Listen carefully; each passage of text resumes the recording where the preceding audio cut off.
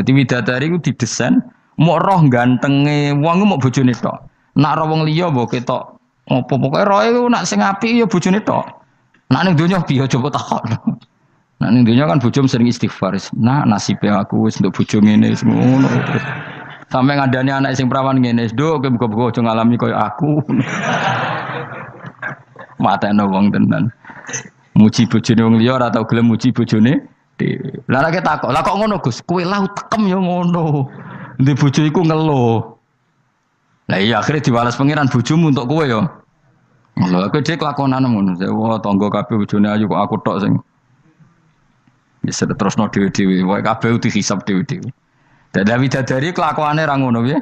Membatasi matanya hanya untuk suaminya karena mereka tidak pernah melihat kebaikan selain suaminya. Nah lagi di bojo ngono berarti min ahlil jannah. Yo mau cuancang ning kamar iku bener ora wong liya. Ben sing ganteng kowe tok jan sing lanang kowe tok. Tapi dianggap wong stres ya. Kena undang-undang saiki penjara. Ngajak bojo ra gelem kok peksa napa? Iku mesti bojone ayu sing akeh mlebu penjara.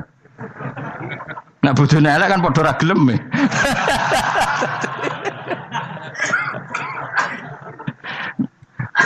Bapak uga ada kiai. Kiai ini lucu, kanca akrabe bapak. Dari cara apa? Cara kancane bapak ngono. Ana wong bojone elek, iku sampean hisabe gede. Lah kena apa iki? Lah anak ora tahajud salahno pangeran wis bojo elek kok ora duha, ora tahajud. Nak bojo maju nu pantes, ora tahajud perkara kelon wis elek ora tahajud e opo wae. Dadi kiai iku memperberat hukum. Dadi cara kiai iku wong kok bojone elek, iku sampean disalahno pangeran. Kenapa ora tahajud? Nggih ngantuk Gus. Lah kowe bojomu elek kok ora tahajud, dane nek bojomu ayo malah ora tau tahajud. Mulane pangeran gambaro nabi sempurna.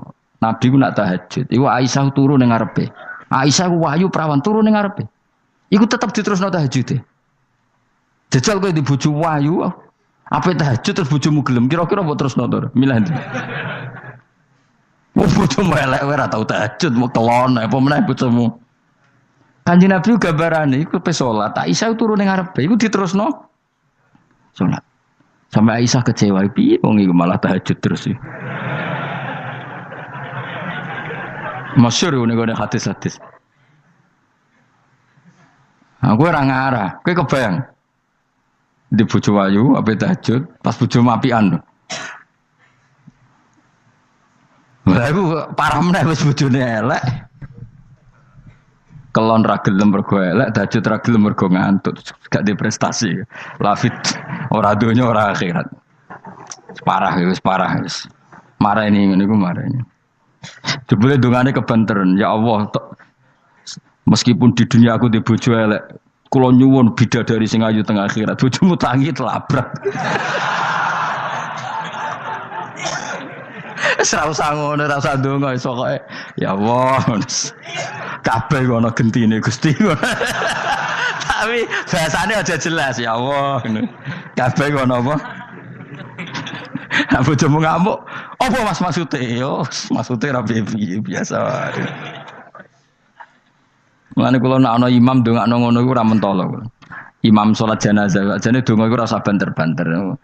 Lha donga kok ngene, misale Ruhin mati, iku nak dongane ngene, ya Allah wa abdilhu zaujan khairan min zauji wa daran min dari. Itu nak diterjemah bojomu ngamuk lho.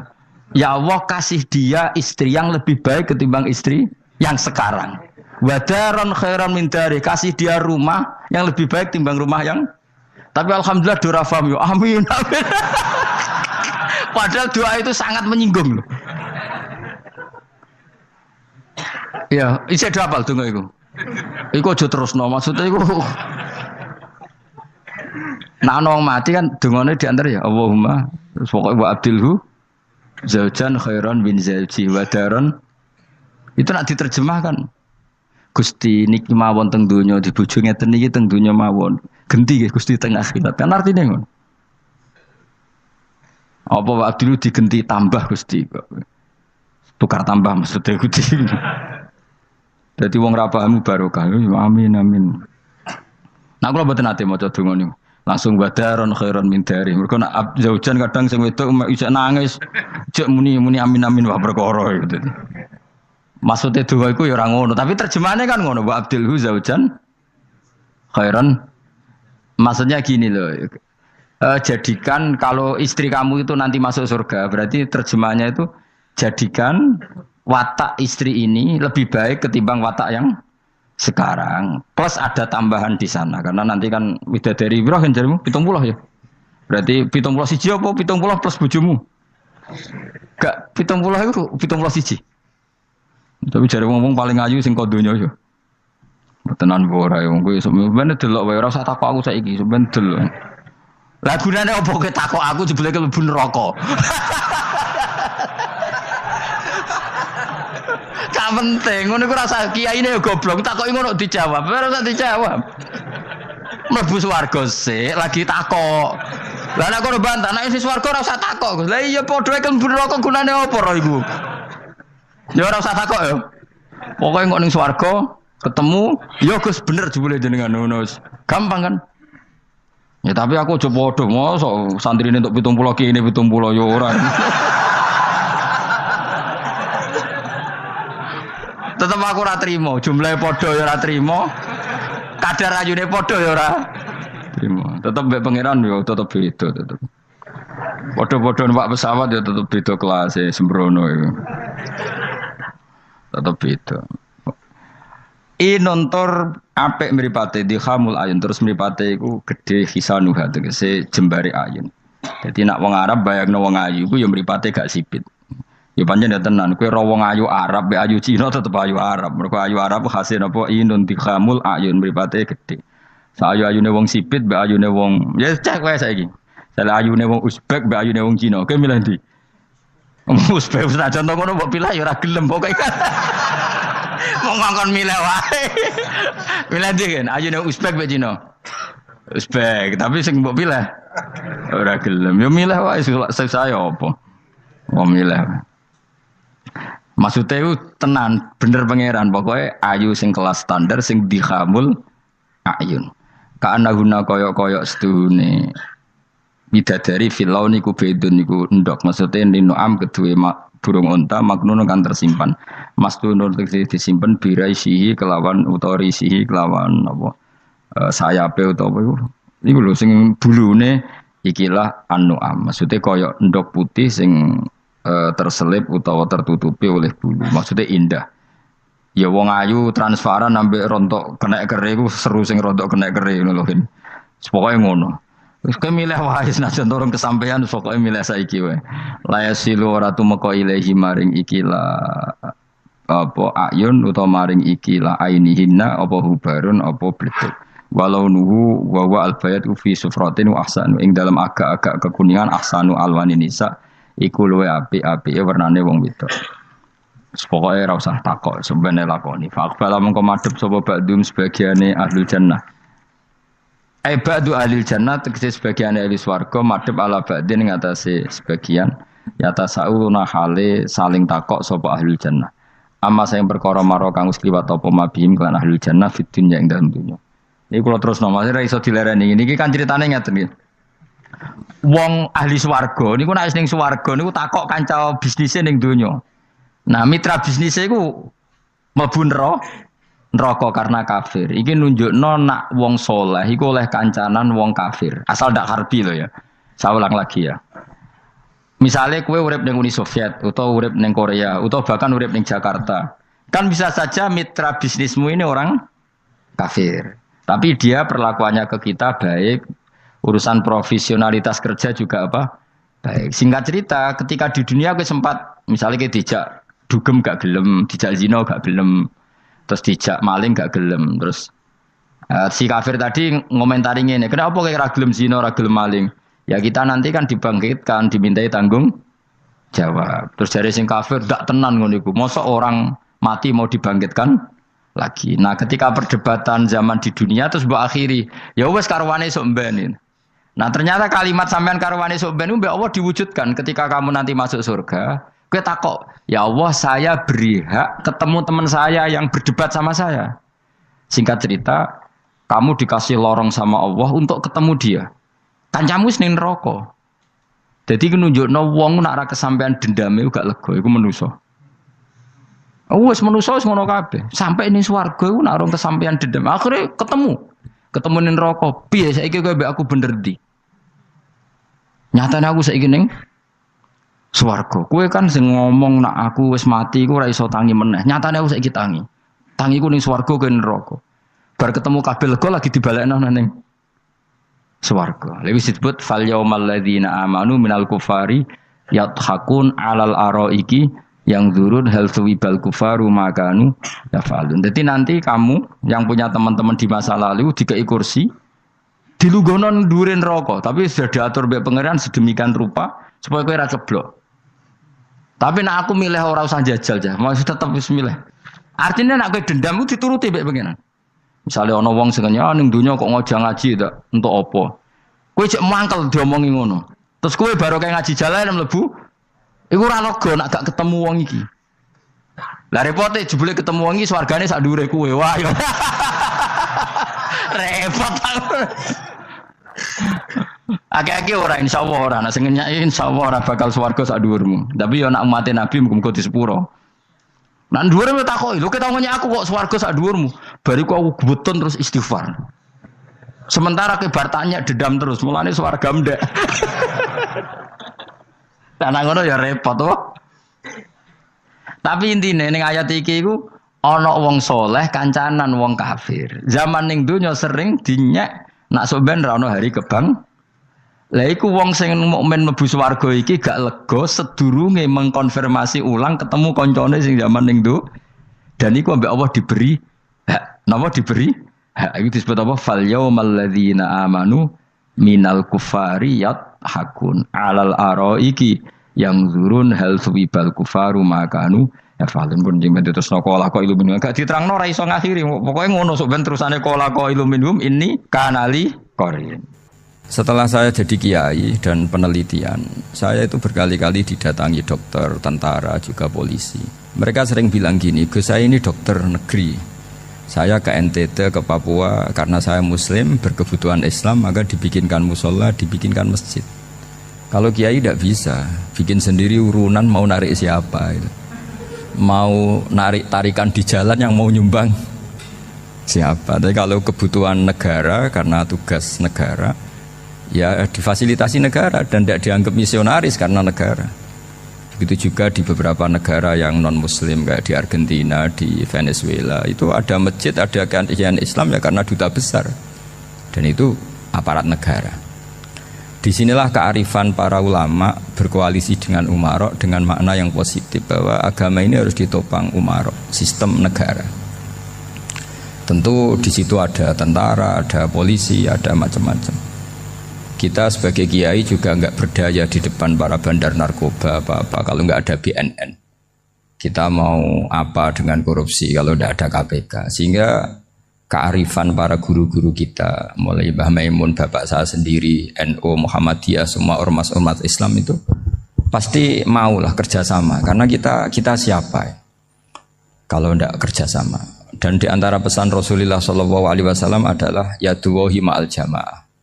Jadi apa ya, kebersamaan itu sudah berkah. Fa inna yadallahi ma'al jamaah. Jadi berkah. Lalu kenapa saya kalau ngaji bawa kitab? Ini agak sebetulnya itu lazim. Lazim itu suatu yang harus. Tapi karena kelamaan mubaligh itu tidak pakai kitab. Seakan-akan bawa kitab itu yang aneh. Sebenarnya aneh mereka. Karena begini logika simpelnya ya. Umat Nabi ini berhak dapat apa coba? Berhak dapat warisan yang paling luhur, paling hebat, paling jernih. Apa itu Quran dan hadis? Pertanyaannya, siapa yang paling punya hak otoritatif untuk menerangkan Quran hadis? Ulama. Ulama yang mana? Ya yang kapabel, yang sudah diakui dunia kayak Imam Ghazali, Imam Bukhari, Imam Syafi'i. Artinya kalau kita tidak pakai materi itu ulama mendapat pikiran kita, bukan mendapat pikiran mereka. Saya ulang lagi, kalau kita tidak pakai materi yang otentik, yang orisinil, umat ini mendapat pikiran kita, bukan pikiran mereka. Maka saya berusaha supaya teman-teman atau semua umat Islam dapat pikiran-pikirannya Imam Ghazali, pikiran-pikiran Imam Bukhari, pikiran-pikiran Abdul Qasim Al-Junaidi. kejernian Abu Yazid Al-Bustami. Kejernian itu diantaranya adalah misalnya makalah yang menurut saya itu makalah yang super. Jadi untuk ngadepi krisis karena COVID atau karena apalah. Itu lama dulu sederhana sekali. Beliau punya rumus yang mungkin jarang didengungkan orang, tapi saya akan kampanye rumus ini. Al-istighna haqiqatul istighna itu adalah al-istighna anis syai' labihi. Jadi pemenuhan kebutuhan yang sebenarnya adalah kita berusaha menghindari sebanyak mungkin kebutuhan yang sekunder, yang enggak penting. Bukan memenuhi semua yang kita inginkan. Jadi misalnya begini ya, kalau kita lapar, itu keinginan kita itu makan enak apa asal makan? Tentu jawabannya asal makan yang sehat. Tapi kalau nuruti nafsu kita, makannya yang enak, teman makan ya enak. Terus di warung yang favorit. Ini kan satu kebodohan. Kenapa untuk makan saja butuh definisi sekian banyak? Yang kita harus kecewa, warung favoritnya bisa sudah tutup. Atau kita ke sana harus macet. Ribet. Yang benar-benar arif dan bijaksana itu adalah al-istighna anisya. Sesuatu yang tidak mendesak itu jangan jadikan kebutuhan. Sehingga kalau kita puasa misalnya, semua makanan itu enak karena kita sangat lapar. Sehingga Abul Qasim Al-Junaidi ketika ditanya, ma'idamu to'am, lauk makanan itu apa? Jawabannya lucu, alju, lapar. Kalau kamu lapar ya semuanya enak. Ini sudah mulai hilang. Kita bilang makan enak itu ya sate, ya gulai, ya pizza yang kita senang. Akhirnya apa? Untuk nikmatnya Allah itu kita jadi ribet. Apalagi yang orang-orang fasik harus ditemani perempuan yang tidak halal misalnya, atau harus ada ajudan, ribet. Nah pertanyaannya, orang yang ribet sama yang nggak ribet itu pinter mana? Pinter yang nggak ribet. Nah ini kearifan-kearifan yang mulai hilang. Lalu siapa yang bisa mewarisi itu? Ya ulama. Jadi ulama itu cara berpikir sebenarnya simple. Makanya mereka sering kalau tahajud itu, di antara makalah Sayyidina Ali paling terkenal dan yang menjadikan beliau punya derajat yang luar biasa itu adalah kafani izzan antakuna li robban wa kafani fakhron an akuna laka abdan. Ya Allah, saya ini sudah begitu mulia, begitu terhormat dan sangat-sangat terhormat karena yang menjadi Tuhan itu Engkau. Jadi rumus pertama itu karena menjadi Tuhan itu Engkau. Hanya Tuhan yang abadi, Tuhan yang pertama, hanya Tuhan yang al-awwal. Coba ya Allah, kalau saya ini punya Tuhan Fir'aun, punya Tuhan mati jadi tontonan lagi, itu kerennya di mana coba? Andaikan kita punya Tuhan Fir'aun, atau punya Tuhan yang asal-usulnya manusia, apapun hebatnya manusia itu, kita punya Tuhan manusia itu. Tuhan yang lapar, yang kalau nggak makan mungkin pingsan, mungkin bisa kena COVID, nanti Tuhannya diisolasi. Kayak apa? Makanya ketika Tuhan Allah menyindir ketuhanan selain Allah itu, Allah hanya menyindir dengan kalimat sederhana, kana yakulanit to'am, yang kamu tuhankan itu masih makan. Artinya kalau nggak makan ya lemes. Jadi lama-lama ada orang gini, alhamdulillah tadi Tuhan mampir ke saya, kelihatannya lapar, setelah tak kasih makan sehat lagi. Susah nggak punya Tuhan yang seperti itu.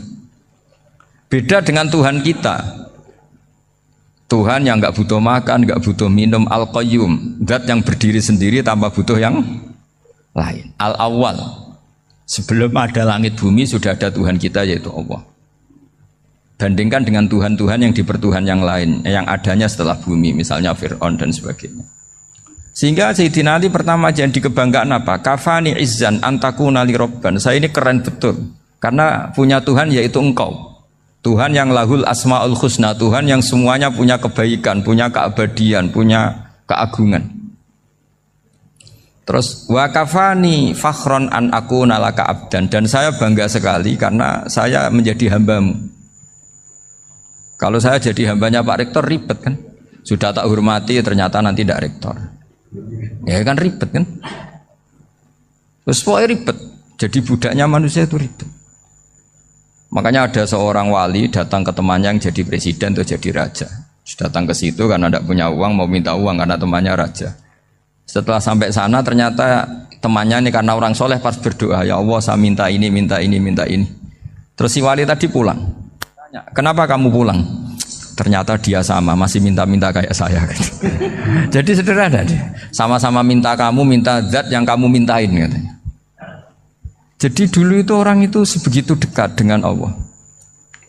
Sehingga si raja ini terus ketemu wali tadi tanya, kenapa kamu menyepelekan saya? Padahal sekarang saya raja. Terus ditanya sama wali tadi, karena temannya, kalau kamu di padang pasir tidak bisa minum dan harus minum 1 gelas. Dengan ongkos kamu harus mengasihkan semua kerajaan kamu demi minuman itu. Pilih mana, minuman apa tetap jadi raja? Ya saya milih bisa minum. Saya tidak raja tetap hidup, tapi kalau nggak minum mati.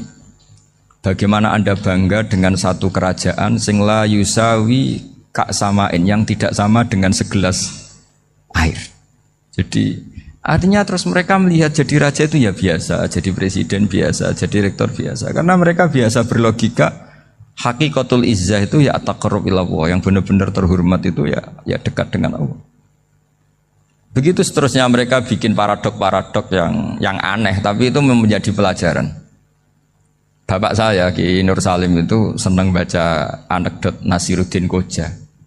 Itu kalau bikin orang-orang aneh, itu dia datang ke satu pesta pakai baju lusuh, pakai sarung lusuh atau celana lusuh, sama Sohibul Bait yang punya acara dibiarin. Setelah dibiarin dia pulang pakai jas, pakai dasi, pokoknya keren, dihormatin, pakai alpat, pokoknya dihormatin, silakan. Pas dia disuruh minum, minumannya itu disokkan saja ke sakunya. Jas, kamu harus minum yang banyak karena kamu yang dihormati, bukan saya.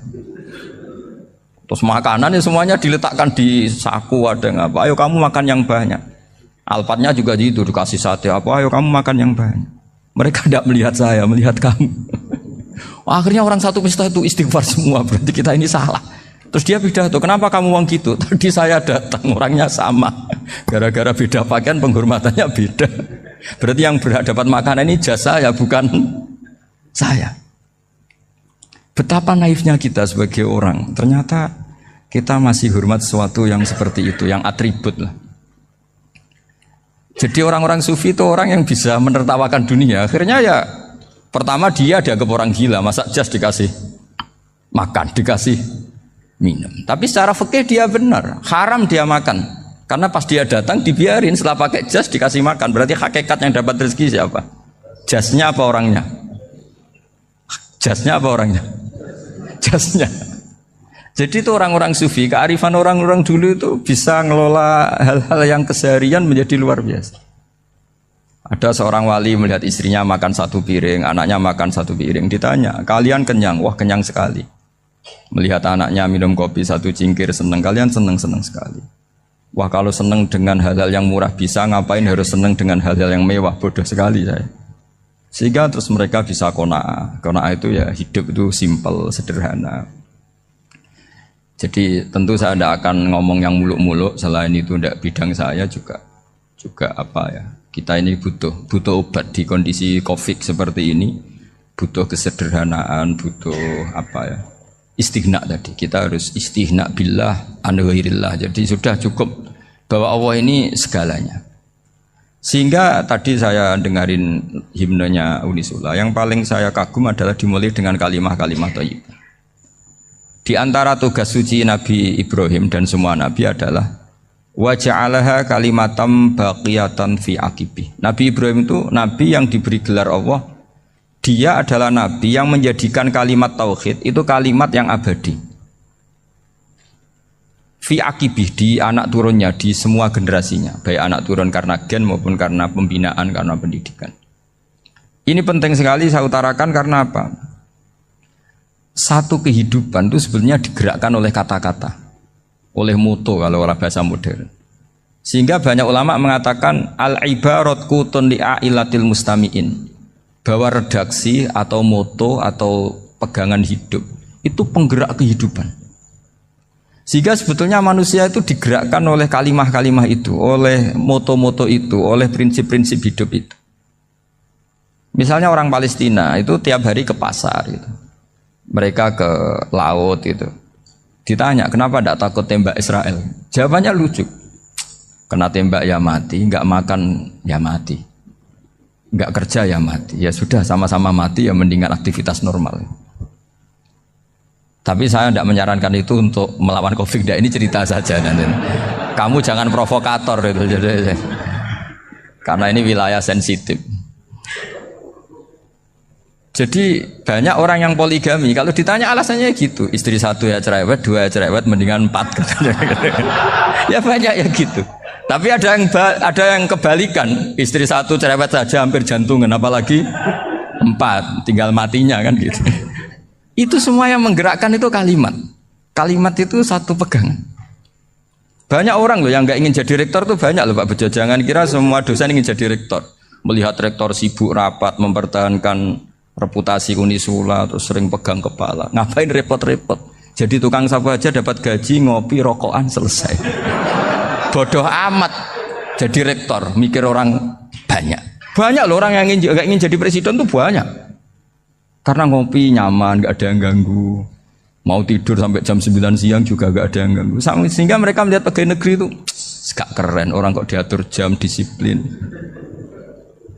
Itu memang cara Allah membagi rahmat. Mau kamu apakan coba? Cara syukurnya dia seperti itu. Bapak saya dulu tuh sering ngajarin saya, diajak jalan-jalan pagi-pagi. Melihat orang ngopi, makan uduk itu bapak senang. Kok enak jadi wong awam. Ngene esuk-esuk nyemak bocah kesel kabeh kono enak ngopi rokokan. Bapak kadang iri sama orang awam itu iri. Sudah gitu berharap masuk surga kan enak sudah gitu. Tahu-tahu mati, tidak tahu ke surga apa ke neraka ya tidak tahu. Jadi nah, orang dulu itu orang yang bisa mensederhanakan dunia.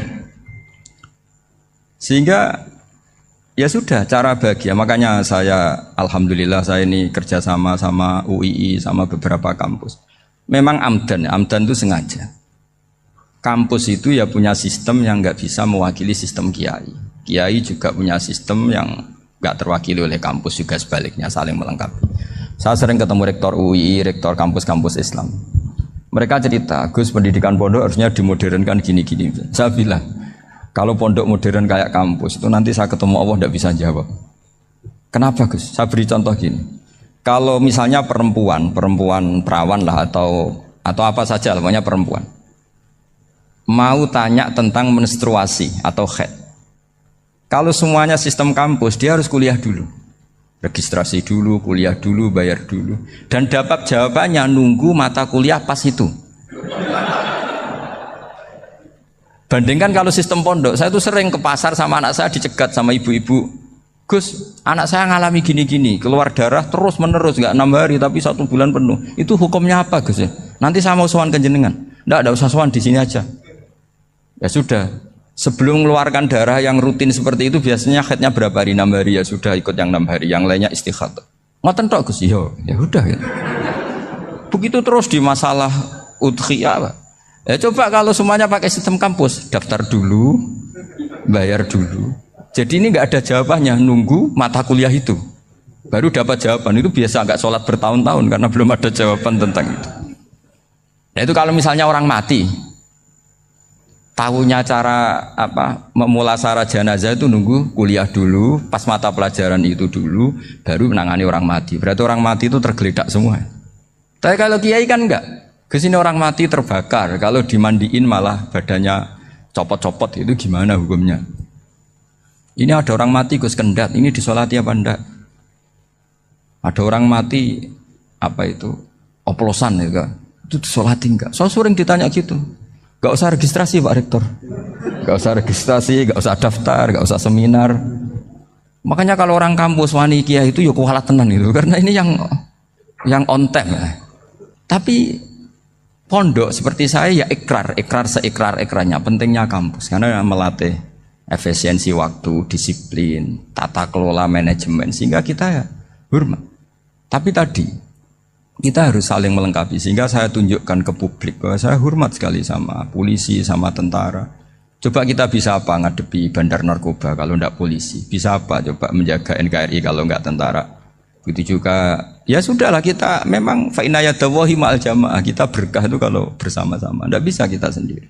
Nah lalu orang kayak saya itu ya beberapa kali sebetulnya saya itu ditawanin jadi dokter honoris causa apa. Kekhawatiran saya satu, takut pas nggak punya uang. Itu dokter gak di duit kan nggak pantas gitu. Jadi repot gitu daripada beban lah sudah lah nggak usah dokter. Jadi kalau nggak punya uang ya pantes, terus kalau ngebis ya pantes. Suatu saat kalau mati nggak ada yang hadir ya pantes, nggak dokter gitu. Kalau sudah dokter kok masuk neraka, dokter kok masuk neraka kayaknya apalagi rektor kampus Islam kok masuk neraka itu kan kok kayak nggak pas itu. Misalnya rektor lah ditanya mungkar nakir nggak bisa kan kayak gimana gitu. Makanya harus sering ngaji saya supaya nggak malu di depan mungkar nakir. Masa rektor ditanya mungkar nakir nggak bisa. Harus berani bentak. Ini saya rektor loh Pak mungkar nakir. Masa kalau wali-wali dulu berani. Masyhur di cerita wali-wali ditanya marabbuka manabuka. Saya ini guru tauhid. Kok kamu tanya marabbuka manabuka yang ngelotok? Kok kamu tidak pernah ngaji enak aja tanya. Jadi wali-wali itu ya rileks ngadepi mungkin. Saya yakin rileks wali di Bang Pak Rektor. Saya yakin itu. Karena wali itu lebih dekat Allah. Sehingga orang dulu itu saya ulang lagi ya. Ada satu kearifan namanya hidup itu apa? Hidup itu adalah cari sebanyak mungkin supaya hidup itu tidak tergantung pada banyak hal. Sehingga misalnya cara berpikir orang-orang modern itu sebenarnya banyak orang-orang ilmuwan yang nggak ngagumi Amerika. Bukan karena angkuh ndak. Untuk mempertahankan kebesaran negara sebesar itu, kebutuhan listriknya besar, kebutuhan tentaranya besar, kebutuhan apa? Sementara negara kayak Venezuela atau Swiss kebutuhannya ada banyak. Pertanyaannya, yang tergantung dengan banyak hal sama yang tidak tergantung banyak hal itu pinter mana? Kalau dibalik pertanyaannya gitu, negara-negara maju itu tidak keren kalau dibalik pertanyaannya. Orang yang untuk mempertahankan eksistensinya banyak, butuh banyak hal, dengan yang tidak butuh banyak hal, itu pinter mana? Orang yang bahagianya nunggu jadi dokter, nunggu jadi kiai besar, kiai viral, dengan orang yang bahagia cukup dengan ngopi, itu pinter mana? Tapi kalau dibalik pertanyaannya, orang yang tahunya nikmat hanya kopi, dengan nikmat yang banyak, pinter mana? Makanya Mbah Mun tuh kalau guyon itu lucu. Aku iku sakake ambek wong desa sing mlebu swarga. Saya dulu eskal mlebu swarga kok disakeni. Akhirnya beliau memberi penjelasan. Wong desa iku roe pakanan enak, iku mau kopi mbek uduk. Lah swarga iku mau nuruti sing dikarepno. Akhirnya semua mangan wis ngopi, nguduk, ngopi ora roh pakanan liyane iku ora roh. Nasi mandi yo ora roh, pizza yo ora roh apa-apa. Terus saya bilang, wah lah niku nak nganti selera tentang wanita cantik. Iku juga sederhana. Rontok pesek ya wis cantik, rontok ireng ya wis. Apa bidadarinya seperti itu karena saking enggak pengalamannya. Jadi surga itu kan nuruti apa yang diinginkan. Kira-kira keinginan orang kampung kalau di surga itu apa coba?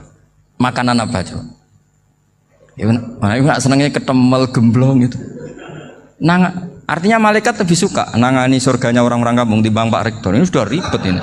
Makanan apa saja sudah dicoba ya. Terus kalau di mall tahu orang macam-macam, seleranya macam-macam pasti.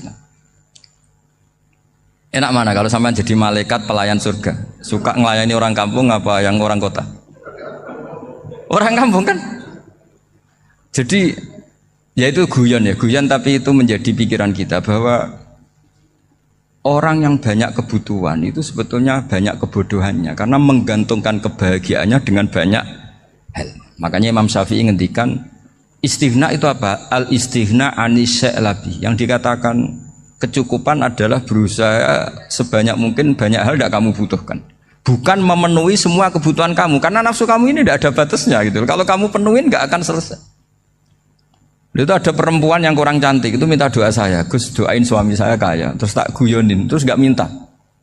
Kalau suami kamu kaya, yang pertama dirubah itu apa? Rumah supaya rumah saya bagus. Kedua apa? Mobil supaya mobil saya bagus.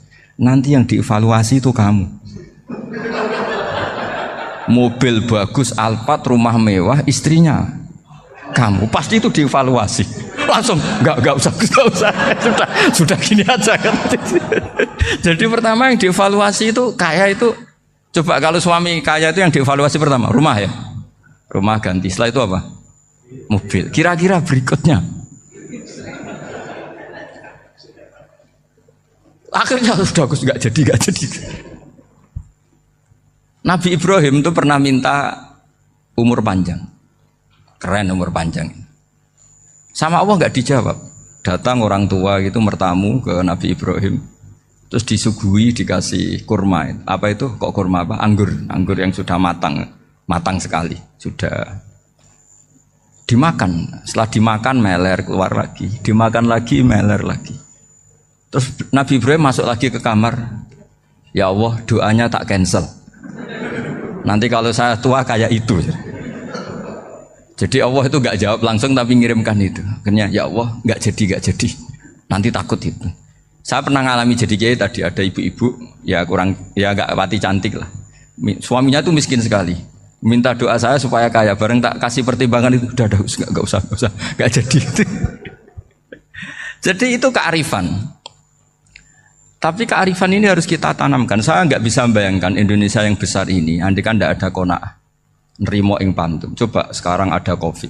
Andai kan Indonesia tuh kayak Perancis. Saya beberapa kali punya tamu orang yang hidup lama di Perancis, bahkan dapat istri orang Perancis.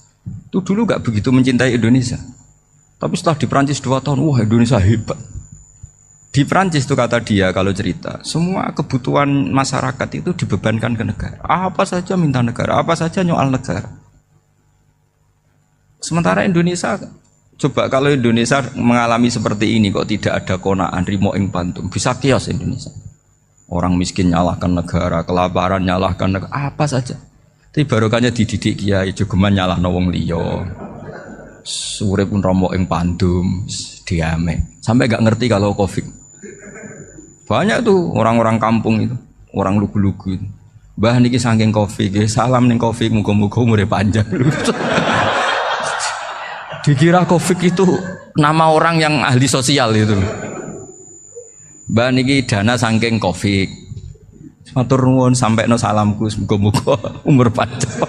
Bingung kan yang nganterin ini. Ini gimana yang mau menjelaskan? Memang nggak paham.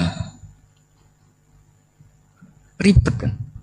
Tapi saya pastikan bahwa dengan keadaan seperti ini kita bahagia, kita stabil itu jelas barokahnya kalimat tadi, moto tadi atau pegangan hidup tadi.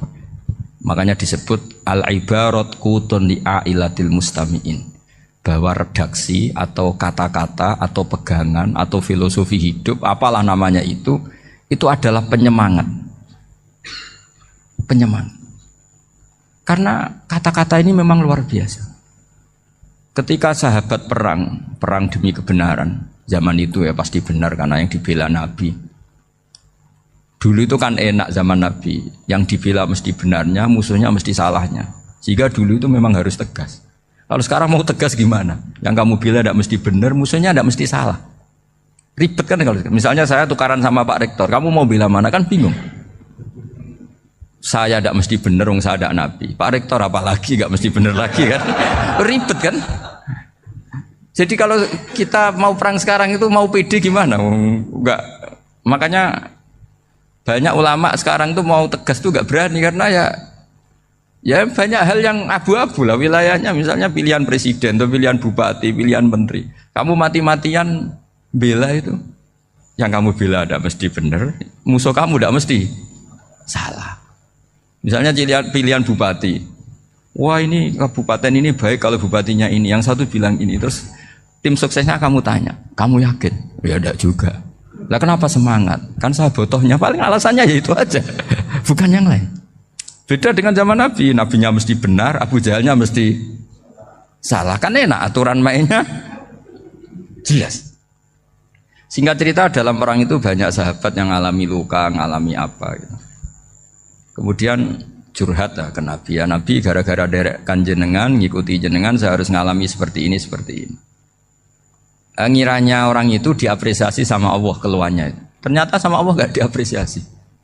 Malah diturunkan ayat intakunu ta'lamuna fa innahum ya'lamuna kama ta'lamun wa tarjuna minallah malah yarjun. Kalau kamu sakit karena perang, orang-orang kafir itu ya sakit. Itu saja berani padahal demi kekafiran. Wa tarjuna minallah malah yarjun. Padahal kamu punya nilai lebih yaitu berharap kepada Allah yang mereka tidak punya. Saya jadi kiai itu ya kadang mangkel. Karena yang benci ya benci, yang seneng itu ngel-ngel loh kayak Pak Bejo. Jadi semuanya ribet. Lah iya, yang benci ya ganggu, yang seneng ya ganggu, tambah nemen. Seribet. Tapi kalau sudah ingat bandar narkoba, mereka berhadapan dengan polisi, kadang ditembak karena kesalahannya terlalu fatal. Antar persaingan mereka juga bisa tembak-tembakan karena merebut pasar narkoba. Itu saja mereka berani. Kok kita yang jadi kiai kadang dicium tangannya, dihormati gak berani, hanya takut musibah-musibah kecil atau problem-problem kecil. Lah iya, kalau kita bandingannya gitu. Kalau kamu mau tahajud kedinginan, itu masih nanti dihisab Allah itu gitu. Maling ayam itu keluar malam-malam, hanya dapat ayam. Itu gak takut dingin. Ya gak takut digebuki masa. Kamu mau tahajud saja takut dingin. Makanya nanti hisabnya orang soleh itu nanti dijajarkan orang dolim. Terus diperbandingkan. Wah itu habis kamu kalau itu. Jadi misalnya Unisola mau rapat, tapi ini malam, kalau malam dingin nanti sama masuk angin. Wah anak-anak pang di perapatan aja berani kamu. Kalau sudah perbandingannya gitu tuh ribet kita nanti. Makanya itu kalimat itu moto atau filosofi hidup. Sehingga diulang lagi nasihat itu. Iyam saskum korhun fakodu masal koma korhum mislu. Kalau kamu kena luka, orang-orang yang nggak benar juga akan kena luka. Itu aja berani demi ketidakbenaran. Masa kamu demi kebenaran nggak berani? Akhirnya orang itu kalimat, itu heroik. Makanya kita ini penting ya, makanya tadi himne Unisula dimulai kalimat thayyibah. Karena kalimat ini yang menjaga kita kalimat ini. Misalnya tentang Tuhan. Kenapa orang Islam imannya kokoh seperti ini, termasuk yang sudah hidup di Amerika, di Australia, di mana-mana. Itu ya barokahnya ajaran atau barokahnya kalimah. Saya sebut kalimah saya pakai bahasa santri. Karena la ilaha illallah itu dalam tradisi santri disebut kalimatu haqqin alaiha nahya wa alaiha namut wa alaiha nub'ats. Ada yang riwayat wa biya nub'ats insyaallah taala minal aminin. Kenapa mereka di mana-mana meskipun sekolah di Amerika, di Australia, bahkan di Uni Soviet tetap mukmin? Itu barokahnya ajaran yang benar. Allah itu siapa? Tuhan. Tuhan itu sifat dasarnya apa? Awal. Dia harus wujud awal sebelum makhluk yang lain. Sehingga ketika ada negara yang maju, yang tertib, manajemennya tertib, masyarakatnya makmur, tapi punya Tuhan yang tidak seperti itu, tidak awal, itu sudah gak nyaman. Karena ndaklah keren Tuhan saya, karena Tuhan saya itu al-awwal, zat yang pertama. Tuhan saya keren lah, zat yang gak mati. Tuhan yang gak mati, yang gak pernah mengalami kematian. Sehingga tontonan atau yang dilihat kenikmatan-kenikmatan yang lain ini tidak mengubah dia pendirian tentang Tuhan. Karena mantapnya satu kalimat tadi bahwa Tuhan itu ya harus satu, harus awal, harus tidak mati, tidak rusak, tidak mengalami apa-apa yang membahayakan. Sehingga ketika ditawarin Tuhan yang lain meskipun menjanjikan secara finansial atau kemakmuran, mereka gak tertarik. Itu barokahnya makmur apa barokahnya ajaran? Barokahnya ajaran. Sering negara Islam itu kalah makmur dengan mereka, tapi barokahnya ajaran ini tetap apa? Tetap Islam. Makanya Nabi Ibrahim nabi yang sukses bikin wa ja'alaha kalimatam baqiyatan fi aqibi. Sehingga kita ini bekti sama orang tua misalnya. Itu ya karena ajaran. Suwargamu itu karek wong tuamu. Nak wong tuamu ridho, Allah ridho. Nak ora ridho, Allah ora ridho. Ridho wa fi ridhol walidain wa sakhatu wa sukhtu wa fi sakhatil. Sehingga ketika ada orang tua yang agak brengsek gitu, anak-anak tetap hormat. Punya orang tua yang miskin, yang sudah miskin, tukang tombok nomor, banyak kan di kampung gitu. Ya tetap hormat. Coba kalau dari awal kita ngajari orang tua kamu hormati ya, kalau baik, kalau enggak usah. Bisa geger Indonesia. Tapi barokahnya ajaran-ajaran itu Indonesia tertib karena ada ajaran. Nah ini di sini pesantren dan Unisula semua harus berkontribusi membuat ajaran yang benar itu adalah ciri utama Islam. Sehingga Islam ini dimulai dengan ajaran kalimatu haqqin alaiha nahya wa alaiha namut. Sehingga kita tenang seperti ini. Saya ini termasuk kiai yang tenang. Meskipun kata orang banyak saya ini kiai besar, tapi termasuk kiai yang paling tenang. Termasuk yang paling tenang. Karena saya ini pakai mazhab orang-orang hebat. Saya berkali-kali cerita, orang kayak Imam Syafi'i itu orang yang luar biasa. Saya berkali-kali cerita. orang yang tadi nyium tangan kamu ya Imam Syafi'i di belakang tuh ngerasani kamu, menghujat kamu. Jawabannya enak saja. Berarti saya alhamdulillah orang yang wibawa. Buktinya di depan saya nggak berani. Jadi enteng saja. Diceritain sebagian kampung, sebagian separuh dari warga kamu itu nggak suka kamu. Ya bagus lah nggak suka saya, nggak akan utang duit saya. Di mana-mana orang utang tuh karena teman dekat. Kalau nggak seneng pasti minimal nggak utang, nggak pinjam mobil, nggak pinjam apa. Berkah mana yang seneng sama yang gede? Jadi dianggap enteng saja. Semua yang dialamin dianggap enteng saja. Misalnya punya istri pemarah, ya baguslah marahin suami. Kalau marahin tonggo malah ribet. Jadi kamu harus terima kasih kalau dimarahin istri. Baguslah marahin saya mah, kalau marahin tonggo ribet. Jadi enteng saja. Tapi kita sekarang tuh karena nafsu ya, sehingga menghadapi hidup ini ribet. Ulama dulu kalau mau mati itu senengnya bukan main. Sudah lama saya ini ingin gak maksiat. Kayaknya gak maksiat paling efektif itu mati. Ya tidak apa-apa Gusti, kalau sebaiknya mati ya mati aja. Enteng saja. Jadi melihat kematian itu akhir dari segala keburukan atau potensi keburukan. Apapun baik kita sekarang, suatu saat mungkin kita gak baik. Yang bisa menghentikan ketidakbaikan atau potensi ketidakbaikan itu apa coba? Mati kan? Berarti mati itu mengerikan apa menyenangkan? Mesti kamu tidak berani menjawab.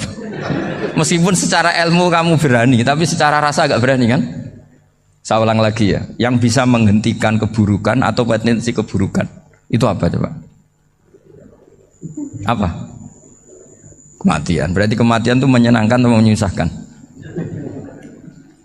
Apapun kamu tidak berani jawab karena kamu agak-agak duniawi itu kelihatannya. Tapi secara ilmu, kamu tahu kan kalau mati itu tidak buruk-buruk banget. Karena apa? Itu akhir dari segala keburukan. Sehingga Nabi ngajarkan kalimat itu begitu luar biasa. Allahumma ahyini maka natil hayatu khairan li wa tawaffani maka natil wafatu khairan li. Nabi melihat dunia itu begitu indah. Ya Allah, kalau saya ini hidup, anggap saja hidup ini ziyadatan li fi kulli khairin, menjadi modal saya menambah segala kebaikan. Jika suatu saat saya mati, anggap mawon rohatan li min kulli syarrin, itu akhir dari segala keburukan saya. Sehingga mati hidup ya baik karena di situ kita bisa berkontribusi, beramal soleh. Mati juga baik karena mengakhiri segala keburukan. Nabi nate ngendikan lagi, ajaban li amril mu'mini inna amrahu kullahu khair. Orang mukmin itu mengagumkan, semuanya baik. In asobathu na'ma syakara fakana khairan lah. Kalau baru dapat nikmat, dia syukur, maka itu baik. Wa in asobatu dharra sabara. Kalau dapat masalah mereka sabar, itu juga baik. Sehingga orang mukmin dua sisinya pasti baik. Itu juga kalimat, maksudnya moto atau pegangan hidup. Nah berikut ini saya beri contoh, ini kenangan saya, ini contoh terakhir. Masalah jadi orang terkenal maupun tidak. Di sini dicontohkan Imam Ghazali di halaman 367 di kitab saya 367 juznya 3 di kitab Ihya Ulumuddin. Di sini beliau cerita betapa untuk menjaga ikhlas sebaiknya orang itu tidak terkenal, tidak syuhrah, tidak terkenal. Oke, itu kita sepakat ya, karena kalau terkenal mungkin orang dipaksa publik dengan tanda kutip untuk selalu berbuat baik, tapi karena jaim lah, jaga image atau apa. Tapi ketika dibalik pertanyaannya, kamu rela yang terkenal itu orang nggak benar, sementara yang orang benar itu nggak terkenal. Lalu masyarakat taunya yang tidak benar. Kalau pertanyaannya dibalik gitu, orang baik wajib terkenal enggak? Kalau pertanyaannya dibalik seperti itu, dokter yang benar tidak terkenal, yang malpraktek terkenal. Kamu ingin kondisi seperti itu? Gak ingin kan? Kampus yang bagus gak terkenal, kampus yang bagus gak terkenal, yang gak bagus.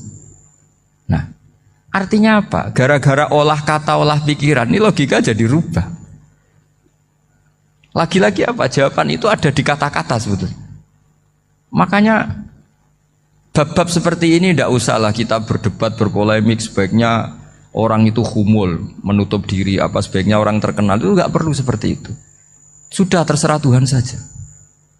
Makanya saya mulai dulu ngaji sampai sekarang itu ya tidak punya punya ikon tertentu atau punya website tertentu, enggak. Sudah terserah pangeran, sudah.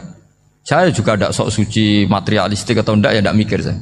Bukan apa-apa ya, karena saya ini kiai, jadi biasa urusannya sama Allah, tidak sama makhluk. Jadi pusing kalau sama sarah-sarahnya makhluk itu pusing. Meskipun rektor kalau nasihati saya pasti tidak saya terima, itu tetap makhluk, itu sudah ada ngefek kalau saya itu sudah ada itu. Bukan karena saya sombong, ya memang makhluk betul gitu, bukan. Cuma nasibnya bejo aja, tapi makhluk tetap makhluk. Saya beri contoh ya. Ini makalah yang ditulis Imam Ghazali. Ya, i'lam aslahakawah anna aslal jahu wa intisarus sayyid atau sayyidi wal istihar. Bahwa mazmum itu. Balil mahmudu al-khumulu illa man saharahu wa ta'ala linasri dini min ghairi takallufi talabi syuhrati minhu. Jadi kalau kamu ingin ibadah kamu selamat, ya kamu jangan terkenal. Tapi resikonya adalah kalau kebaikan itu tidak terkenal, maka agak dikenali. Kalau enggak dikenali berarti masyarakat hanya punya percontohan yang tidak baik, karena yang baik tidak terkenal. Jadi itulah ulama-ulama dulu. Jadi apa-apa itu dibanding-bandingkan. Kemudian nanti kelihatan, jawabannya itu kelihatan. Jadi ulama dulu itu biasa ngarang misalnya afatun nikah, sisi negatifnya nikah. Harus ngurmat istri, harus macam-macam, kalau terlantar itu ya dosa. Seperti tadi Pak Marsudi cerita, kalau orang ngapalkan Quran itu takut lupa, kalau lupa itu jadi dosa.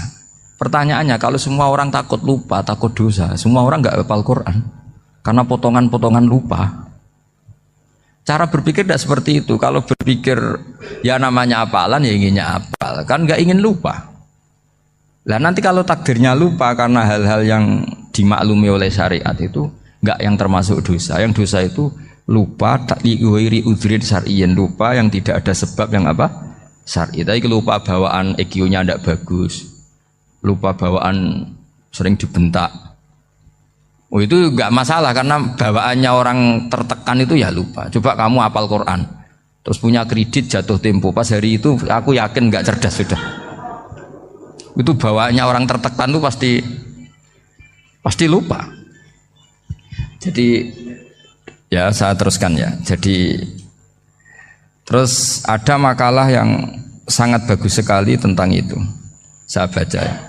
Wa yadullu ala dzalika anna Allah azza wa jalla amaral anbiya'a bi idharil amali lil iktida wa khassahum bi mansibin nubuwah. Wala yajuzu ayyudhanna bihim annahum khurrimu afdhalal amalen. Jadi orang yang terlalu mendewa-dewakan khumul itu menutup diri. Oke, itu baik karena dengan khumul, dengan menutup diri Anda tidak riya, Anda tidak pamer. Tapi kata Imam Ghazali, kamu juga harus ingat di antara syaratnya Nabi itu harus mengumumkan kalau beliau itu seorang Nabi. Harus memaklumatkan kalau beliau seorang Nabi supaya bisa diikuti. Caranya sholat harus diumumkan sehingga Nabi itu mengatakan harus jamaah. Karena dengan cara jamaah itu bisa shollu kama ra'aitumuni usolli. Coba kalau Nabi sholatnya enggak diperlihatkan, kamu harus sholat yang benar. Caranya gimana ya Rasulullah? Itu rahasia. Bingung enggak kira-kira? Bingung enggak?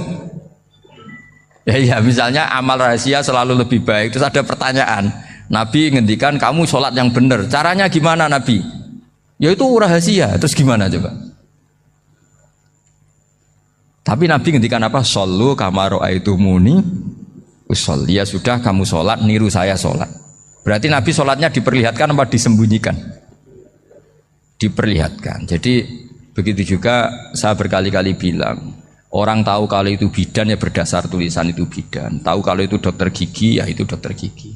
Jangan sampai gara-gara tidak ada tulisan mau beli alat bangunan di dokter gigi, mau periksa gigi di toko bangunan. Gara-gara apa? Nggak ada maklumat. Nah, di sini ulama-ulama selalu memaklumatkan dirinya. Termasuk Imam Ghazali ketika ngarang kitab dinamai Ihya Ulumuddin, bahwa kitab ini bisa menghidupkan ilmu-ilmu agama yang mulai hilang. Begitu seterusnya. Jadi ini ngaji ya. Jadi orang itu harus ngerti ya. Jadi jangan nuruti emosi sendiri atau logika sendiri. Bahwa saya suka humul, ya monggo, agama Islam menyediakan sarana itu. Uzlah itu ya punya sisi kebaikannya sendiri. Tapi syuhrah terkenal asal tidak nuruti nafsu juga punya sisi kebaikannya sendiri. Setidaknya umat ini punya satu master kebaikan yang mudah diakses. Tapi tadi saya ulang lagi, jangan karena hadun nafsi, jangan karena kepentingan pribadi. Makanya di sini disebutkan wa yadullu ala dzalika ay ala syuhrah anna wa ta'ala amarul anbiya bi idzharil amal lil iktida. Allah selalu memerintahkan para nabi kalau ngamal kebaikan ya harus dimunculkan supaya bisa ditiru. Yaitu tadi kita tidak bisa bayangkan kan kalau misalnya Nabi menyuruh kamu harus sholat yang benar, kemudian sholatnya Nabi sembunyi.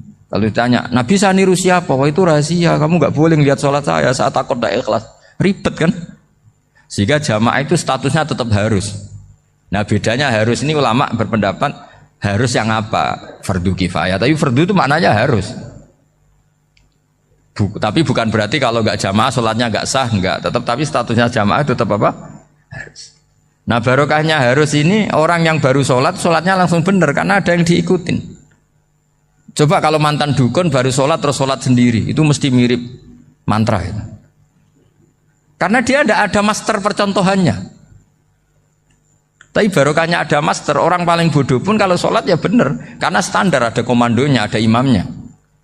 Sehingga Imam Ahmad malah berpikir keras, syarat sahnya sholat itu harus jamaah. Cara pikirannya Imam Ahmad keras sekali beliau. Sehingga kalau orang sholat sendiri kok ada orang lain yang maunya berjamaah harus bayar, orang itu harus bayar demi sahnya sholat. Itu madzhabnya Imam Ahmad. Tapi kalau madzhab Syafi'i hanya mengatakan itu fardu kifayah, yang kalau satu komunitas gak mau melakukan semuanya apa? Dosa. Jadi tak baca lagi biar dapat berkahnya Imam Ghazali. Wa qala qaumun asirru afdalu minal alaniyati. Terus kata sebagian ulama al alaniyah itu afdal minas sirri.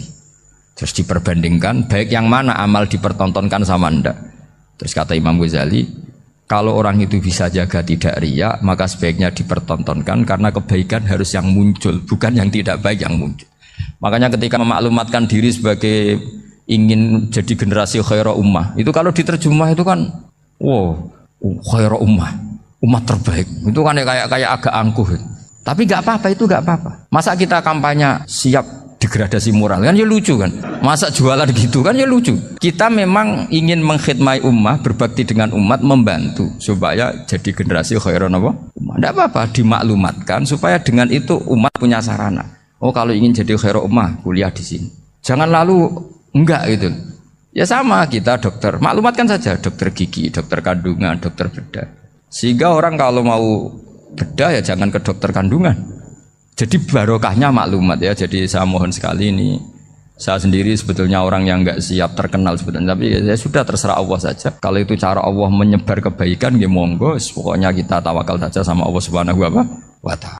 Kata Rasulullah, saya dikasih hadiah yang para nabi sebelum saya nggak dikasih hadiah itu. Apa itu? 5 hal itu. Di antaranya apa? Kata Rasulullah, wa utitu khawatima suratil Baqarah. Saya dikasih terakhirnya surat Baqarah. Di surat Baqarah itu umatnya Nabi dapat bonus dan ini luar biasa, yaitu ayat Rabbana la tu'akhidna in nasina wa akhtana. Ya Allah, jangan hisab kami, jangan beri sanksi kami, jangan azab kami kalau suatu saat kita lupa atau salah. SP nak kue urung salah padahal mesti salah. Rai-rai ini gak mesti salah. Wes gawe perjanjian mbek pangeran Gusti, ndamel perjanjian dong nggih apa? Setiap saat saya salah langsung sepuro. Mohon mboten usah istighfar malih pun niku. Terus deal soalnya deal ini. Lah itu ngendikane Kanjeng Nabi senyum-senyum senenge ra karuan. Dan setiap itu dibaca oleh umatku, Allah sudah jawab qala na'am. Jadi Rabbana la tu'akhifna in nasina aw akhtana. Terus qala Allah menjawab na'am. Terus Rabbana wa la tahmil alaina isron kama hamaltahu 'alal ladzina min qablina. Allah menjawab na'am sampai terakhir wa'fu anna, Allah jawab na'am.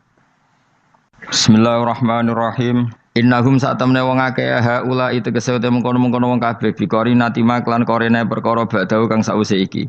Kanu ana sapa ngakeh dzakila nalikane den ucapno lagu mare wong akeh. Maksudnya diajarkan disyariatkan apa syariat la ilaha illallah. La ilaha ora ana pangeran kang hak wujud, kang ora ana pangeran kang hak wujud. Nah cara iki kuno kang ora ana pangeran kang wajib disembah iku wujud illallah sause kecuali Allah. Mereka itu adalah orang-orang ketika dianjurkan untuk melafadzkan la ilaha illallah iku yastakbiruna iku sombong sapa ngakeh. Wa yaquluna lan ngucap sapa ngake inna latariku alihatina lisairim majrun. Inna ana te kita latariku alihatina dadi wong sing ninggal pangeran kita. Fi hamzataihi iku tetep ing dalam hamzai aina mau te apa wae takut dama kang disi apa mang kados niku kawingi lho tahqiqul hamzaten tasil terus idkhalu alifin. Lisairin krana penyair majnune kang edan.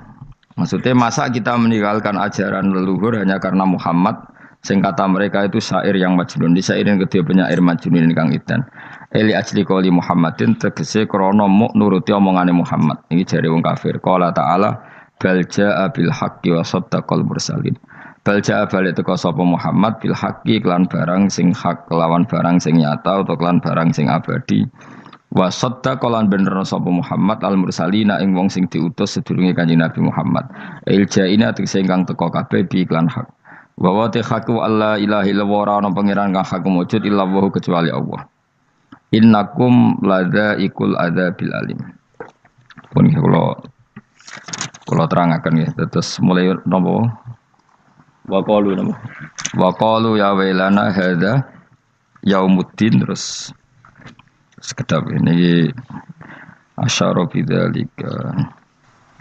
Mun kula terangno kiamat iki, soal kiamat itu seru, ora usah ndelok.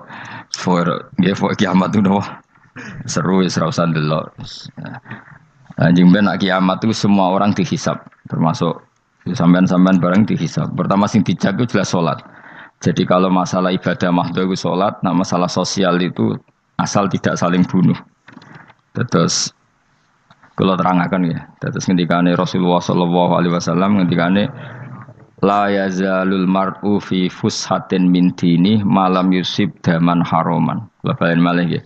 La yazalul mar'u fi fushatin min dini malam yusib daman haroman. Seseorang itu boleh serilek-rileknya dalam beragama asal dia tidak punya masa lalu mengalirkan darah yang terhormat. Gamane cara Jawa ora tau mateni wong, nggih ora tau mateni wong, ora tau mateni wong mukmin utawa ora oleh mateni wong sing muahad atau musta'man. Ya ada aturannya lah. Jadi kalau sampean urip ra tau mateni wong iku wis cara beragama iku rileks karena fifus satin mintin. Nah tentu mateni itu ada banyak sebab, di antaranya fatwa yang ekstrim. Sehingga ulama dulu itu senang guyon sampai keterusan saiki. Jadi kabeh wong alim khase sering guyon karena memang menghindari omongan penting. Kenapa? Karena sekali omongan penting ini kadang yu'addi ilal fatwa bitaqatul. Takutnya fatwa itu ekstrim, kemudian saling apa? Saling bunuh. Sehingga masyhur itu ada pepatah bahwa statement ulama atau kolamul ulama, penanya ulama itu ahaddu minas sayf, lebih tajam ketimbang apa? Pedang, karena bisa menimbulkan macam-macam. Sehingga dulu banyak ulama kalau bab jinayat itu sudah tidak mau baca bab jinayat. Jinayat itu karena ya takutnya fatwanya itu ekstrim. Ada beda zaman Nabi itu kan enak ya. Sing Kanjeng Nabi mesti bener ya. Musuhnya Abu Jahal CS mesti salah ya. Tukaran saiki wis gak seru. Tukaran mbek kowe repot. Masih aku musuh sampean iki sowe bener sampean. Wong ora tau urip ora tau seneng mbok musuhi ku piye ngono dadi. Kan gak penak. Jajal misalnya kiai itu karena mbek santri, wong mesti kan normalnya bela kiai ini, mergo luwih alim luwih bener. Tapi kan cara pandang, lah iya sing bener kok mau ngalah kan. Iso wae sing disalahno pangeran iku sing saiki wong tuwa tukaran mbek anak, kira-kira wong nyalahno sapa? Nyalahno wong tuane apa anake? Cara kowe dadi hakim. Wong tuwa kok wani anak, kualat to mujur ya lucu. Mestine kan anak kok wani wong. Tapi wong tua kok wani anak, wong tua model opo? Anak wani wong tua ya anak model opo? Ya model milenial, model. Tapi potensinya itu sama-sama salah. Sehingga ulama itu mulai dulu itu menghindari ngendikan penting itu menghindari. Karena ya tadi takut fatwa itu. Saya ulang lagi ya. Jadi seseorang itu selonggar-longgarnya dalam beragama asal tidak pernah membunuh. Tidak memburu darah yang seharusnya tidak terbunuh. Terus kalau masalah ibadah itu Allah ngambilnya sholat. Awwalu ma yuhasabu bil mar'u napa? As-sholat. Pertama yang dihisab itu sholat. Jika sholatnya lolos, maka hisab yang lainnya napa? Ringan. Ya pun ngoten. Terus ada hisab-hisab yang di kula waca mungkin sampean iso ngantisipasi hisab. Nah, jadilah tazulu kodama Adam atau kodama ibni Adam yaumal qiyamah hatta yus'ala an arba'in. Pertama ditanyakan dari sifat mudanya, dihabiskan untuk apa, umurnya untuk apa, hartanya dari mana, setelah mendapat untuk apa. Terus wa an ilmihi madza amila bihi, terakhir setelah mendapat ilmu itu apa yang dia perbuat. Mulane ada orang tok ilmu tidak ditakoki wae pangeran ora apa takoki. Ilmu iso nglakoni, mboten gadah ilmu ya Gusti. Terus serepet sampeyan. Dunya mboten gadah dunya. Lha apa ning dunya nggih ngentosi mati sing mon-mon niku aman apa? Sebab itu orang fakir itu masuk surga lebih cepat timbang orang kaya kacek pinten 500 tahun ketakoki. Dia apa mboten gadah napa-napa. Iso ngaji mboten. Jadi gak perlu pertanggungjawaban mereka napa sekacau kan. Nah, sementing kalau terangno ngeten ya. Niki penting rungokno. Mahsyar iku maknane iku nggon giringan. Terus kiai kuno maknane bayangno nggon mahsyar iku maknane tempat dihalonya semua manusia. Terus mauqif itu tempat diberhentikan, napa tempat diberhentikan. Terus di situ Anda innahum mas'ulun, mereka semuanya ditanya, dihisab. Semuanya dihisab. Terus ngendikane Kanjeng Nabi, hasibu anfusakum qabla an tuhasabu. Menghisablah diri kamu sekarang sebelum kalian semua dihisab. Sehingga potensi kita ini umat Islam utamanya sing tahu ngaji-ngaji ini, sampean semua dihisab ini kemungkinannya kecil. Karena ketika kowe ning donya sampean sedanteni kan biasa wis donga robbana zulamna anfusana. Jadi ya Allah, saya ini benar-benar mendolimi diri kita sendiri. Karena tujuannya hisab itu taubeh. Taubeh itu mempermalukan mereka di depan umum. Saya ulang lagi ya. Jadi semua hisab itu taubihan, mempermalukan mereka di depan umum bahwa mereka orang yang buruk. Sementara kamu di dunia sudah sering ngaku orang buruk. Selain ya wis wong akeh, maksud ini kan cerita. Jadi kayak ngakuin apa robbana zalamna anfusana. Sehingga ngendikane Kanjeng Nabi sebuti hasibu anfusakum qabla an tuhasabu. Menghisablah diri kamu sendiri sebelum nanti kamu benar-benar dihisab. Sehingga umatnya Rasulullah itu kemungkinan kena hisab itu kecil sekali karena tadi sudah terbiasa menghisab dirinya sendiri. Apalagi kita, kata Rasulullah, saya dikasih hadiah yang para nabi sebelum saya enggak dikasih hadiah itu. Apa itu? 5 hal itu. Di antaranya apa? Kata Rasulullah, wa utitu khawatima suratil Baqarah. Saya dikasih terakhir-terakhirnya surat Baqarah. Di surat Baqarah itu umatnya Nabi dapat bonus dan ini luar biasa, yaitu ayat Rabbana la tu'akhidna in nasina wa akhtana. Ya Allah, jangan hisab kami, jangan beri sanksi kami, jangan azab kami kalau suatu saat kita lupa atau salah. KSP nak kue urung salah, padahal mesti salah. Rai-rai ini gak mesti salah. Wes gaya perjanjian mbek pangeran Gusti. Ndamel perjanjian dong, apa? Setiap saat salah langsung sepuro. Mohon mboten usah istighfar malih pun niki pun niku. Terus deal, soalnya deal ini. Lah itu ngendikane Kanjeng Nabi senyum-senyum senenge ra karuan. Dan setiap itu dibaca oleh umatku, Allah sudah jawab qala na'am. Jadi Rabbana la tu'akhifna in nasina aw akhtana. Terus qala Allah menjawab na'am. Terus Rabbana wa la tahmil alaina isron kama hamaltahu 'alal ladzina min qablina. Nabi Muhammad jawab, Allah menjawab na'am. Sampai terakhir wa'fu anna, Allah jawab na'am. Kemudian para kiai itu punya kiat supaya umatnya itu hafal itu. Terus jadi bahan tahlil itu masalah ya. Faminhum ya faminhum. Sing tahlil ya ora paham, sing kritik ya ora paham. Alhamdulillah itu mesti padha-padha ra kena hisab. Mergo padha-padha ora napa? Paham. Dadi ora ana barokah kaya goblok wis barokah tenan. Mergo sing lakoni ya ora paham, sing kritik ora paham. Jadi kalimat yang di akhir surat Baqarah itu adalah termasuk hadiahnya Rasulullah yang tidak diberikan pada Nabi sebelumnya. Ini apa jenis? Utitu khawatima suratil Baqarah. Saya dikasih akhir surat Baqarah. Gini ku setiap doanya umat Nabi Allah jawab napa? Na'am. Jadi ya Allah, La tu'akhidna, jangan kasih sanksi kita innasina au akhtona. Allah jawab, na'am. Itu satu. Terus kedua, umatnya Nabi itu kalau dosa itu tidak perlu prosedurnya harus istighfar. Banyak amalan yang menjadikan diampuni. Misalnya kafaratul majlis itu lafadznya agak istighfar. Subhanakallahumma bihamdik misalnya. Dan banyak imatatul adza anit thoriq. Misalnya Nabi pernah cerita ada seseorang yang nakal, kemudian gara-gara menyingkirkan duri di jalan yang ganggu orang lewat, kemudian Allah memaafkan. Ada yang dimaafkan karena ngombeni anjing, macam-macam lah. Kemudian ngombeni santri, macam-macam. Sehingga potensi kita dimaafkan itu tinggi sekali karena ada sekian amal yang itu menjadi sebab ridhanya Allah Ta'ala.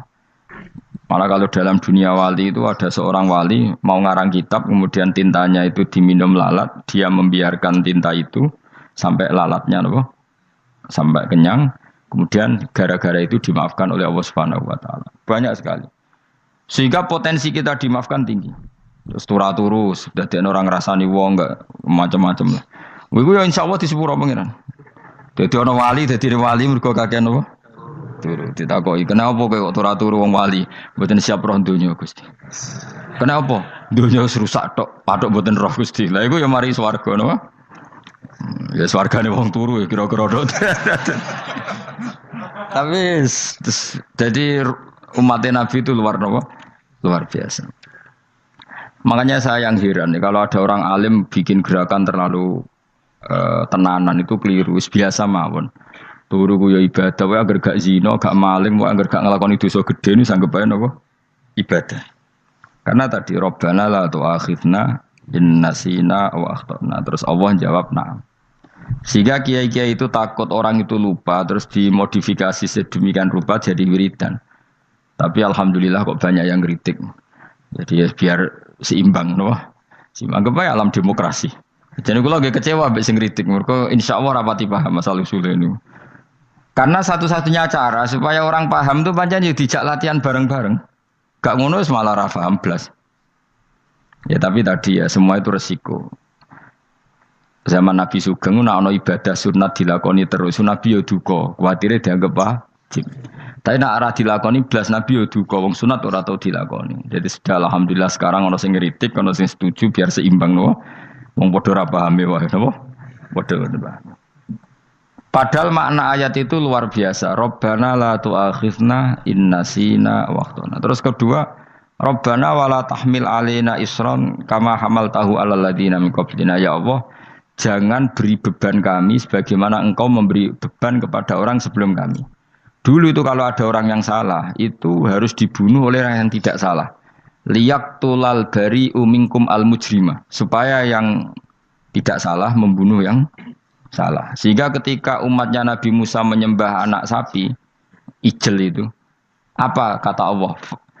Fatubu ila bari'ikum faqtulu anfusakum. Kamu syaratnya tobat harus saling membunuh, yaitu orang yang terbebas dari dosa itu membunuh yang tidak dosa. Masyhur itu. Terus Allah mengirimkan mendung yang pekat, terus gelap. Ketika gelap itu yang al-bari yang enggak dosa mengeksekusi yang dosa. Sekarang kan enggak, paling takam KPK. Berarti penjara mulai juga sisa korupsi jakake. Jadi penak lah pokoknya zaman akhir itu penak. Pemenang saya KPK ini mulai disoal, jadi aman lah. Sebuah sing bener di aja nih ya sing bener ya pangeran. Misalnya rasa KPK lah nak takwa ya rasa korupsi. Kalau KPK dilemahkan nanti yang korupsi marah.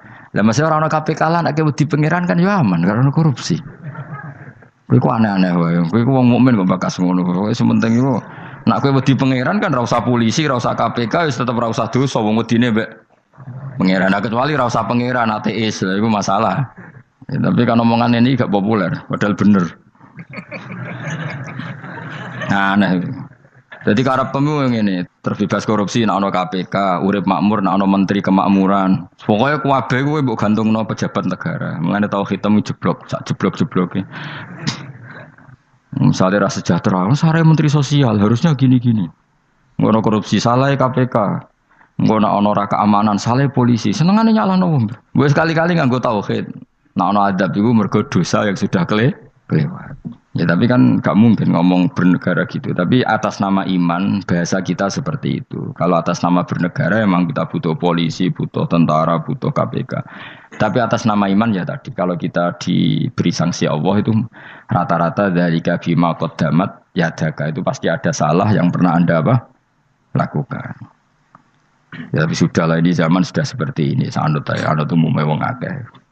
Kalau terang malih masalah hisab ya. Hasibu anfusakum qabla antu hasabu.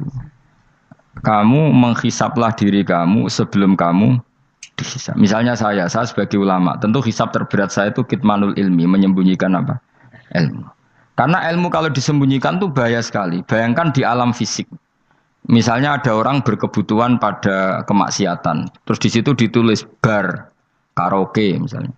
Orang bisa ke sana karena ada tulisannya, ada WA-nya, ada alamatnya. Kemudian ketika Anda bisa Fathul Qorib, tidak ada tulisannya. Harusnya Anda juga nulis ahli Fathul Qorib, ahli Fathul Mu'in, nah, atau ahli Jaljalut, tulis saja. Ahli Primbon. Enggak apa-apa, tulis saja. Penerus Ronggo Warsito, tulis saja. Zaman gendeng, arah melok gendeng, keduman, tulis saja. Tapi barokahnya tulisan itu kan orang bisa tahu. Makanya kenapa banyak orang sufi yang sudah menyembunyikan diri, wanaknya nakal-nakal. Karena dia disalahkan Allah, karena menyembunyikan ilmu. Saya itu orang yang senang tertutup, kecuali masalah ilmu. Saya mau mengajar terbuka seperti ini. Karena tadi, awal dari dikenalinya kemakrufan adalah dimaklumatkan. Awal dari dikenalinya keburukan juga karena dimaklumatkan. Betapa celakanya kalau kemungkaran dimaklumatkan sementara kebenaran tidak dimaklumatkan. Makanya Mbah Mun itu sampai berfatwa, Mbah Mun guru saya itu. Nak ono masjid ra ono menawarane Mbah Mun duka. Masjid kok ora ono menarane, wajib ono. Dulu saya iskal kenapa menara jadi wajib. Tapi setelah saya tambah angan-angan, secara fikih jelas tidak wajib. Tapi coba bayangkan, misalnya ada bar lampunya tinggi, orang dari jauh tahu itu bar. Sehingga kalau mau maksiat misalnya ingin ke sana. Sekarang misalnya masjid gak ada menara, ada orang ingin sholat, ada masjid tahu orang. Tapi baru kayak ada menaranya kan? Tahu. Intinya semua kebaikan itu harus dimanarohkan. Makanya manaroh itu dari kata nur. Dimenarakan, dari kata nur, dari kata dicahayakan, dimaklumatkan. Sehingga mulai dulu lama itu meskipun humul itu menyembunyikan diri. Tapi kalau masalah ilmu mereka membuka diri. Loh, coba kalau misalnya ngaji seperti saya ini, saya tidak terang-terangan jadi orang alim. Sebetulnya nggak baik. Kalau kamu ujub, sombong, aku orang alim itu tidak baik. Tapi kalau kita kan tidak karena ujub tadi, harus memaklumatkan.